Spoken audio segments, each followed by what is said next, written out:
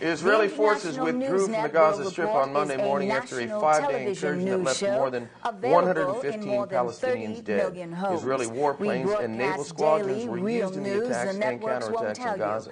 Palestinians described how civilians were killed while hiding in their homes as Israeli ground troops stormed through Gaza suburbs. At least 26 Palestinians killed since Wednesday were children younger than 18 years old. One man, Raoud Abu Saif, held his 12-year-old daughter in his arms as she died after she was shot in the stomach by Israelis as she stood several meters from her home.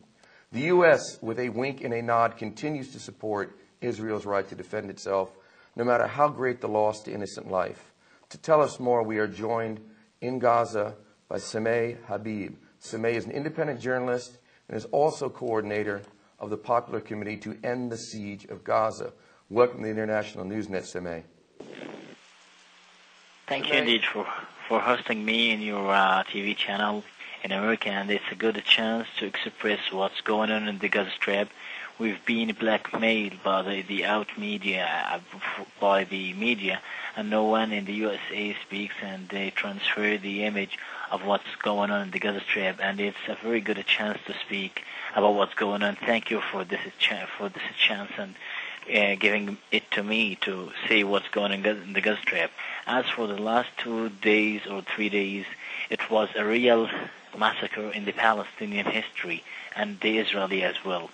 The Palestinian maybe were just in a calm situation, and no one did anything until the Israelis hit a car for Hamas movement, in which about 4 or 3 people of Hamas were killed in that action. Then the Hamas retaliated and fired a homemade rocket into the Israeli town of Sderot. Thus, one man was killed, and this was the start of the violence circle in the region again. Israelis went like crazy, and they started shooting, firing, and going on the ground by tens and hundreds of soldiers. They advanced into the northern area of Gaza Strip. In the first day, they killed about 30 people, and some of them were children. And the first victim was a 5-month baby who was named Muhammad al-Burai, and he was in his mom's hug when he got a missile or shrapnel of missile, and then he died. It was really bad and endurable to see a child like this dying without any reason. He was not having a missile, he was not having a rocket, he was just safe in his house beside his mom. And by the way, his mom and his dad were not having children for 5 years, and they got this child after they suffered a lot from having no children. And after that, the Israelis came quickly and they kidnapped him through death and through killing. Hanea has said that this is a victory for the people of Gaza. What does he mean by this is a victory? This is a horrible loss of life, and very few people are siding with Israel. However, how is this a victory? In fact, it's not a victory. Some people say it's a victory. It was a Holocaust in which tens of souls went with no any account for Israel. Israel is killing people of Gaza, and no one is asking. No one is saying why Israel is doing so. And this was ahead to the United Nations and to the USA. USA prevented the United Nations from taking any action. And we were very, very sad about the Ban Ki-moon's declaration that Israel has to defend itself. And I do wonder how Israel has to defend itself. By killing the civilians, by killing more than 100? What exactly? I didn't get his point, maybe. I don't know why he's speaking about this and saying that Palestinians are terrorists. In fact, Palestinians are not terrorists. Palestinians are defending themselves. We are here freedom fighters. We are like the heroes of your films in the Hollywood, like a Braveheart and Patriot. We are seeking only freedom, and we are resisting. This is the point. We are not killing for just killing and letting people in death. We are patriot people seeking for our own freedom. We do believe in humanity. We do believe in peace. Maybe we have hardliners here in Gaza, but we have more hardliners on the Israeli side. some people in the Israeli side are just going hard, and they are killing the Palestinians without any mercy. And we don't accept this from a human perspective.